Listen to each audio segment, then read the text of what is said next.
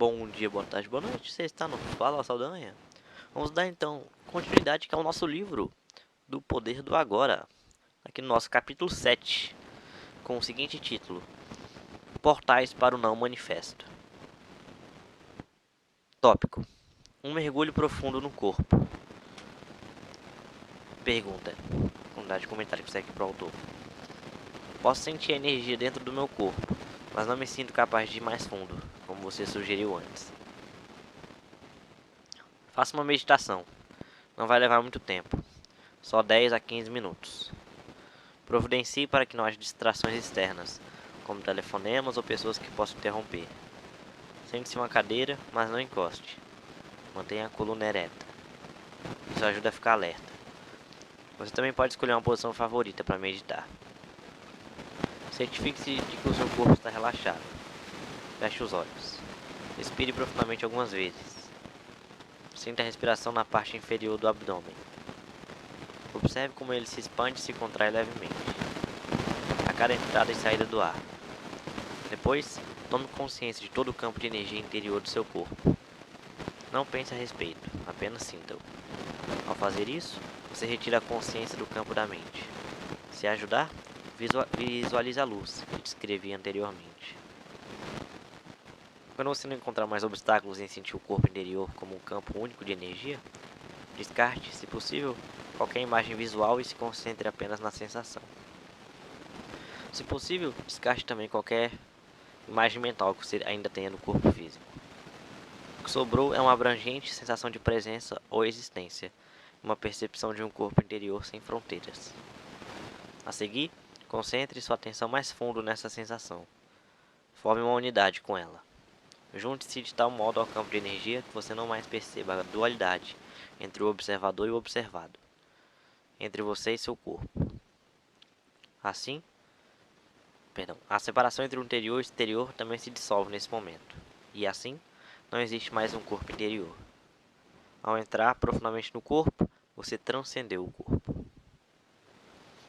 Permaneça nessa região do puro ser pelo tempo que você se sentir bem. Depois, retome a consciência do corpo físico, da sua respiração, dos sentidos e abra os olhos. Observe que está à sua volta por alguns minutos em um estado meditativo, isto é, sem dar nome a nada, e continue a sentir o corpo interior enquanto faz isso. Ter acesso a essa região sem forma traz uma liberdade verdadeira. Ela nos liberta da escravidão da forma e da identificação com a forma. É a vida em seu estado indiferenciado, anterior à sua fragmentação em várias modalidades. Podemos chamá-la de não manifesto. A fonte invisível de todas as coisas. O ser que está presente em todos os seres. É uma região de profunda serenidade e paz, mas também de alegria e vida intensas. Sempre que estamos presentes, nós nos tornamos, de certo modo, transparentes. A luz. Passamos a ser a consciência pura que emana dessa fonte. Percebemos também que a luz não está separada de quem somos, mas constitui a nossa verdadeira essência. Tópico: a fonte do Chi. Pergunta para o autor. O não manifesto é o que no Oriente se chama Chi, um tipo de energia da vida universal?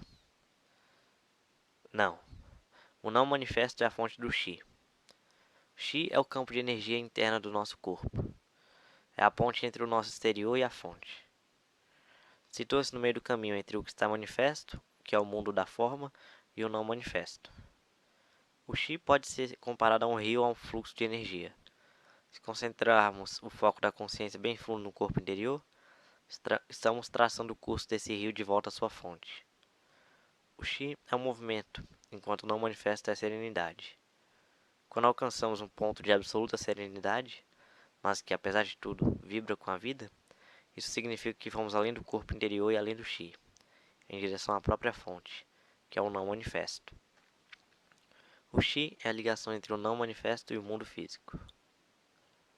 Portanto, se você concentrar a atenção profundamente no corpo interior, poderá alcançar esse ponto, essa singularidade, onde o mundo se dissolve no não manifesto e em que o não manifesto assume a forma do fluxo de energia do Chi, e então se transforma no mundo. Esse é o ponto do nascimento e da morte. Só quando a nossa consciência se volta para o exterior é que a mente e o mundo passam a existir. Quando se dirige para o interior, ela percebe a sua própria fonte e regressa ao não manifesto. Assim, quando a nossa consciência retorna ao mundo manifesto, é que recuperamos a identidade da forma, que tinha sido abandonada temporariamente. Passamos a ter um nome, um passado, uma situação de vida, um futuro. Mas em um aspecto particular, já não somos mais os mesmos que antes, porque vislumbramos uma realidade em nosso interior que não é deste mundo, embora não seja separada dele, do mesmo modo que ela não é separada de você. Adote, daqui para frente, a seguinte prática espiritual. Ao caminhar pela vida, não dê 100% de atenção ao mundo exterior e à sua mente. Deixe alguma coisa no interior. Já falei sobre isso antes. Sinta o corpo interior, mesmo quando estiver fazendo alguma atividade de rotina, principalmente nos relacionamentos ou quando em contato com a natureza. Sinta a serenidade bem lá no fundo. Mantenha a porta aberta. É possível ficar consciente do não manifesto em todas as ocasiões. Você sentirá uma profunda paz em algum lugar lá no fundo.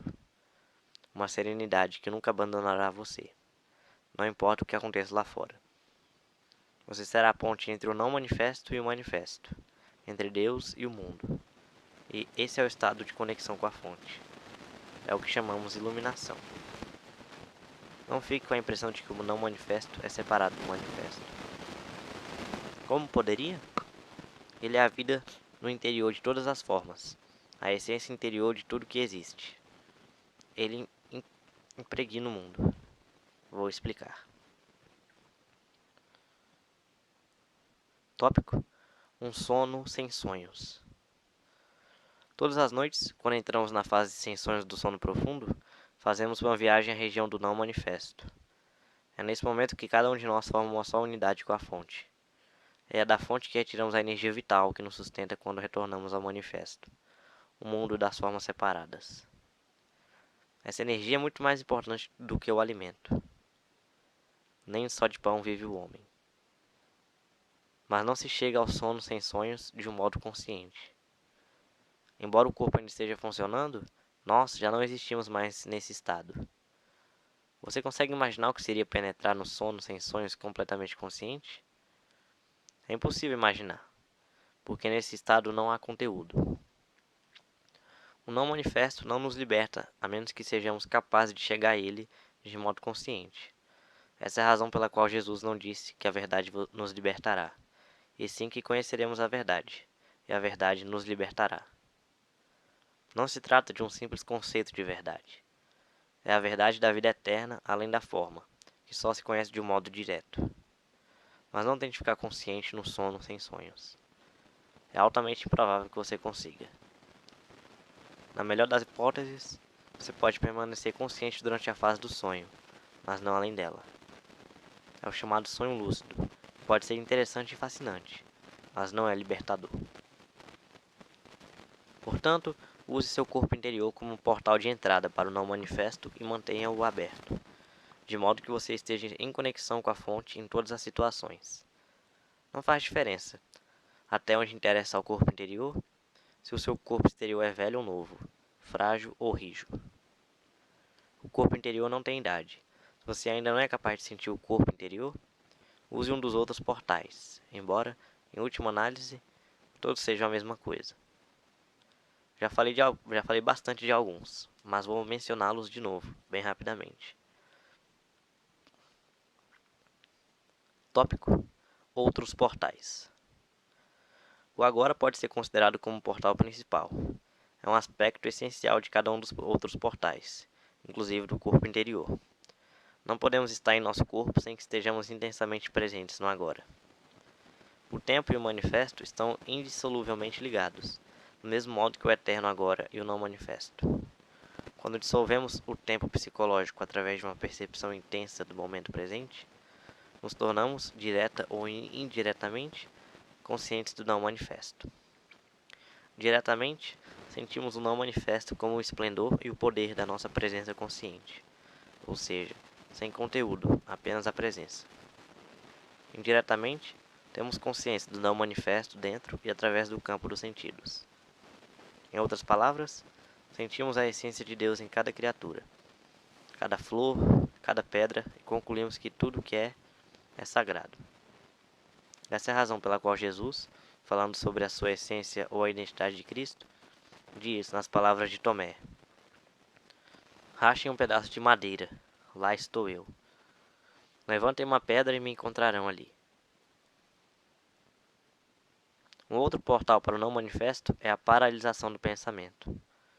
Isso pode começar de um modo muito simples, ao prestar atenção à própria respiração ou olhar concentradamente para uma flor, em um estado de alerta total, de tal modo que não haja espaço para nenhum comentário mental ao mesmo tempo.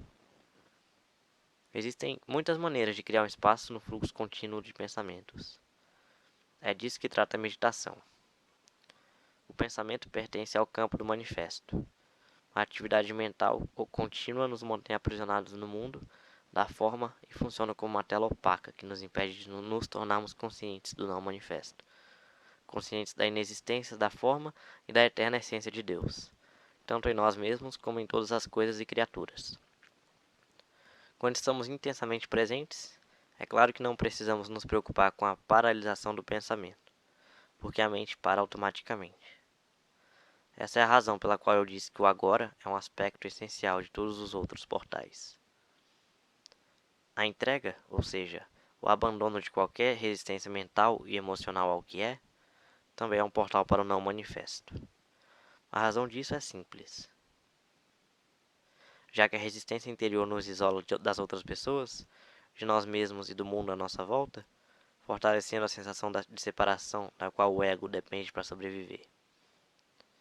Quanto maior a sensação de separação, maior a nossa dependência do manifesto, do mundo das formas separadas.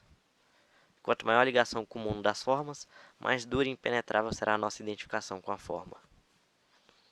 O portal é fechado e somos afastados da dimensão interior, a dimensão do profundo. No estado de entrega, a nossa identificação com a forma se dissolve e se reveste de uma espécie de transparência, e assim, o não manifesto consegue brilhar através de nós. Depende de nós abrirmos um portal em nossas vidas que nos conduza a um acesso consciente ao não manifesto. Entre em contato com o campo de energia do seu corpo interior.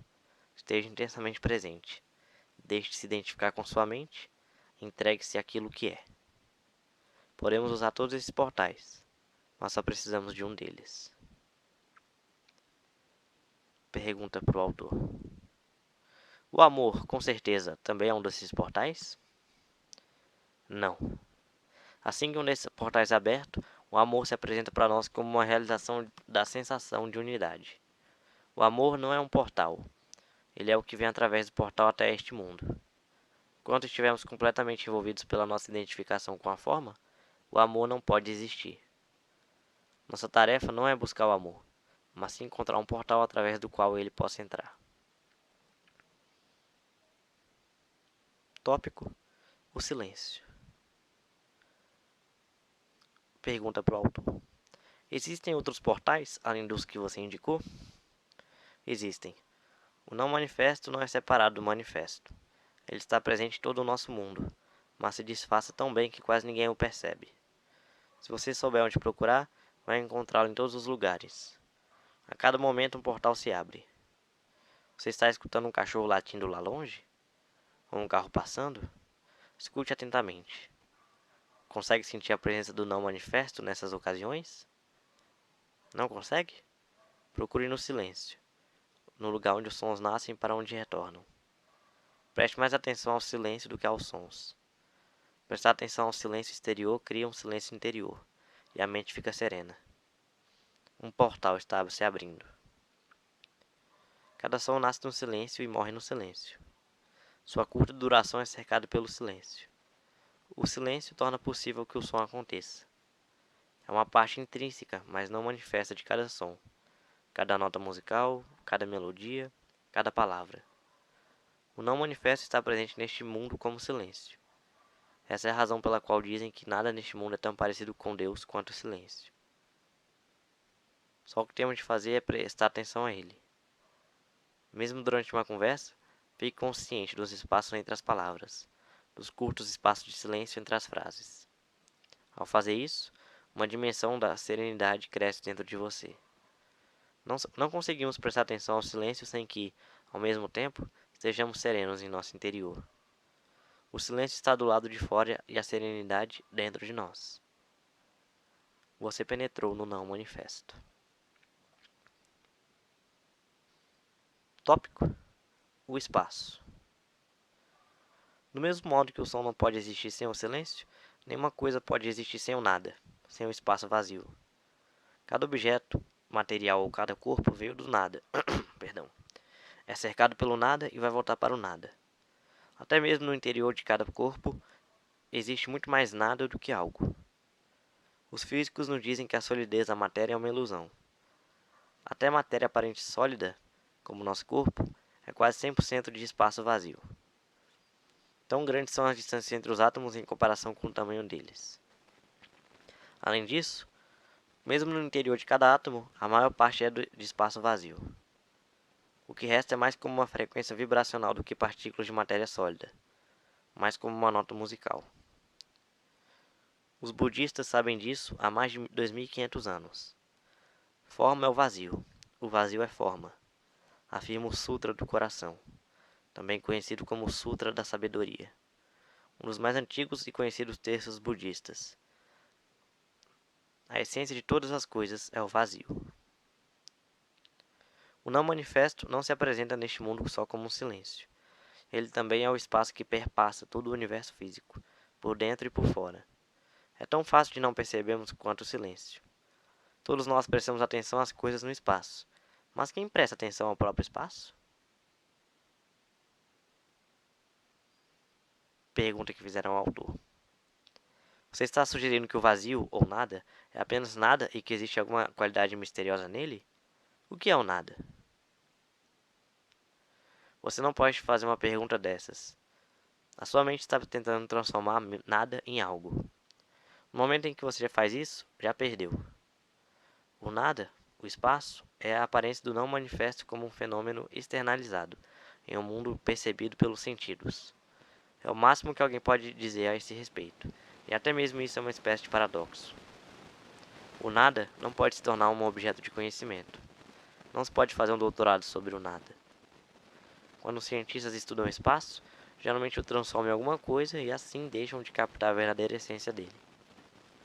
Por isso, não me surpreende que a última teoria sobre o espaço seja de que ele não é completamente vazio, que é preenchido por alguma substância. Quando existe uma teoria, não é difícil encontrar uma tese para comprová-la, ao menos até que outra teoria apareça. O nada só pode vir a ser um portal para o não manifesto se você não tentar se apoderar dele ou compreendê-lo. Pergunta para o autor: não é isso que estamos fazendo aqui? Não necessariamente. Estou aqui lhe dando umas pistas para mostrar como trazer a dimensão do não manifesto para a sua vida. Ninguém está tentando compreendê-lo. Não há nada o que compreender.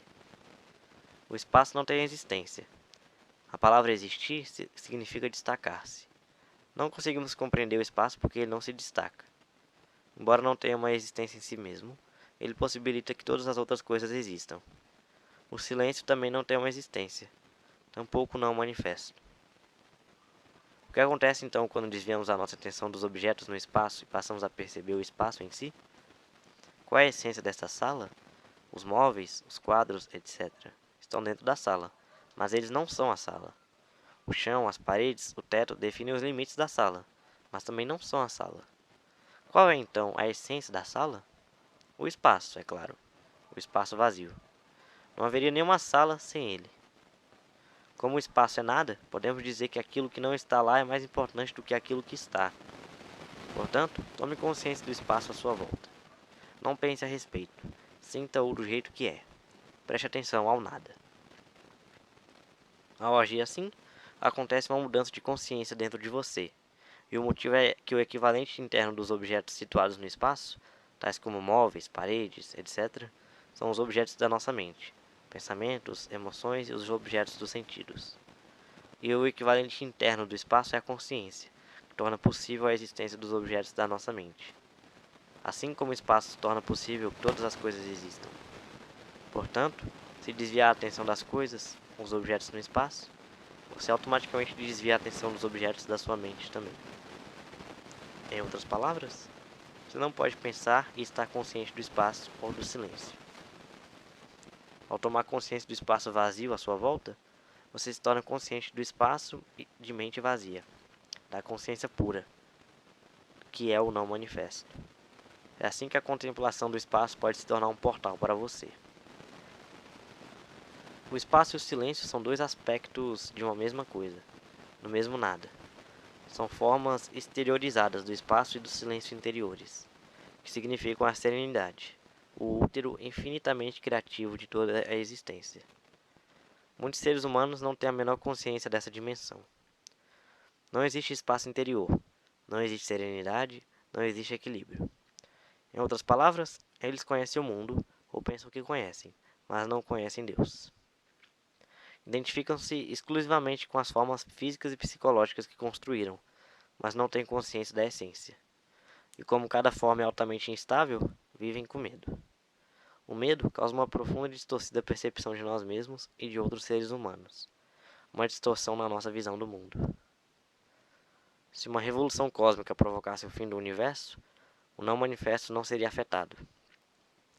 O livro A Course in Miracles, um curso em milagres, expressa essa verdade de modo comovente.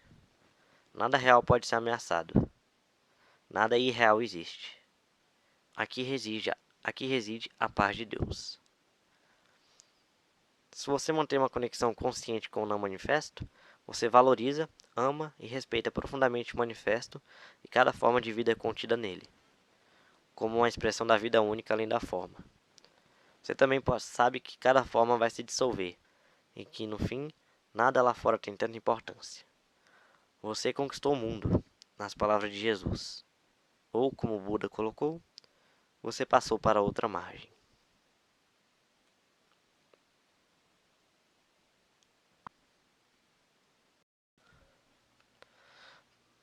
Tópico: a verdadeira natureza do espaço e do tempo. Pense agora no seguinte: se não existisse nada, só o silêncio, ele não teria nenhum significado, porque você nem ia saber o que era aquilo. Só quando o som apareceu é que o silêncio passou a ter um sentido. Da mesma forma, se só existisse o espaço sem nenhum objeto, ele também nada significaria para você. Imagine-se como um ponto de consciência flutuando na imensidão do espaço, sem nenhuma estrela, nenhuma galáxia, somente o vazio. O espaço não teria imensidão, ele nem estaria ali. Não haveria velocidade, nem movimento de um ponto para outro. São necessários ao menos dois pontos de referência para que a distância e a velocidade possam ter um significado. O espaço só passa a ter um significado no momento em que a unidade se transforma em dois, e em que, como dois, se transforma em 10.000 coisas, que é como Lao Tse chamava o mundo manifesto. É assim que o espaço se amplia cada vez mais. Portanto, o mundo e o espaço surgem no mesmo momento. Nada poderia ser sem que houvesse o espaço, ainda que o espaço não seja nada. Mesmo antes que o mundo existisse, antes do Big Bang, se você preferir, não existia nenhum espaço vazio esperando para ser preenchido. Não existia nenhum espaço, assim como não existia coisa alguma. Só existia um não manifesto, a unidade. Quando a unidade se transformou em 10.000 coisas, o espaço, de repente, mostrou que estava ali, permitindo que as 1.000 coisas existissem. De onde ele terá surgido? Será que Deus o criou para acomodar o mundo? Claro que não. O espaço é coisa nenhuma, portanto, ele nunca foi criado. Saia de casa em uma noite clara e olhe para o céu. Os milhares de estrelas que podemos ver a olho nu não passam de uma fração infinitesimal do que existe lá por cima. Os telescópios mais potentes já conseguem identificar 1 bilhão de galáxias, cada uma formando um mundo isolado, contendo cada qual bilhões e bilhões de estrelas. Ainda assim, o que inspira mais respeito é o próprio espaço sem fim. A profundidade e a quietude que possibilitam que toda essa grandeza exista. Nada poderia inspirar mais respeito e grandiosidade do que a inconcebível imensidão e quietude do espaço. E ainda assim, o que ele é? Um vazio. o imenso vazio. Aquilo que se apresenta para nós como espaço, no nosso mundo percebido através da mente e dos sentidos, é a forma exteriorizada do próprio não manifesto. É o corpo de Deus. E o grande milagre é que essa quietude e imensidão, que permite ao universo ser, não estão apenas lá no espaço, estão também dentro de nós, quando estamos inteira e totalmente presentes. Nós os encontramos como o espaço interior e sereno da mente vazia. Dentro de nós, ele é imenso em profundidade, não em extensão. A extensão espacial é, em última análise, uma percepção distorcida da profundidade infinita, uma característica da realidade transcendental única. Comentário que fizeram para o autor. De acordo com Einstein, o espaço e o tempo não são coisas separadas. Não entendo muito bem, mas acho que ele está dizendo que o tempo é a quarta dimensão do espaço.